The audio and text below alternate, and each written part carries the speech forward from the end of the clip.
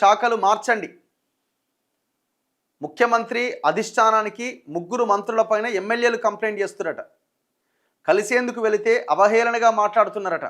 Receive చేసుకునే విధానం కూడా సరిగ్గా లేదట. తమకు కూడా ఇదే అనుభవం ఎదురైందంటున్న సీనియర్లు. మరి ఎవరా ముగ్గురు మంత్రులు? మేధావులు. ఎవరా ముగ్గురు మోతెవర్లు? మంత్రులపైన విపక్ష పార్టీలకు చెందిన ఎమ్మెల్యేలు కోపంగా ఉండడం ఎక్కడైనా సహజం. కానీ సొంత పార్టీ ఎమ్మెల్యేలు, లీడర్లే కొందరు మంత్రులపైన గుర్రుగా ఉన్నారట. సదరు మంత్రుల దగ్గర నుంచి ఆ శాఖలు తప్పించాలంటూ కొందరు ఎమ్మెల్యేలు ముఖ్యమంత్రి రేవంత్ రెడ్డికి, కాంగ్రెస్ అధిష్టానానికి కంప్లైంట్ చేసిరట. త్వరలో మంత్రివర్గ విస్తరణ లేదా ప్రక్షాళన జరిగే అవకాశం ఉందన్న నేపథ్యంలో సంబంధిత మంత్రులపైన వారు కంప్లైంట్ చేసిరట. ఇంటికి పోతేనే గంటల కొద్దీ కూర్చోబెడుతురట.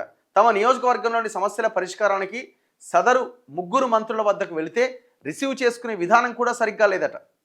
ఇంటికి వెళ్తే వెంటనే కలవకుండా గంటల కొద్దీ కూర్చోబెడుతున్నారట. చివరకు కలిసినా పొడి పొడిగా మాట్లాడుతున్నారట.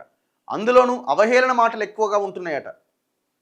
ఇలా ఇప్పటికే 5-6 సార్లు జరిగిందని ఉమ్మడి వరంగల్ జిల్లాకు చెందిన ఒక ఎమ్మెల్యే ఆవేదన వ్యక్తం చేసిండట. సో ఇట్లాంటి మంత్రులు కూడా ఉన్నారు. ఇక ఒకవేళ నువ్వు గెలవకపోతే మీ బతికేయా స్వామి? ఎమ్మెల్యే గెలవలేదనుకో మీ బతికే ఉంటుండే? అధికారంలోకి రాకపోయినప్పుడు మీ బతికే ఉంటుండే?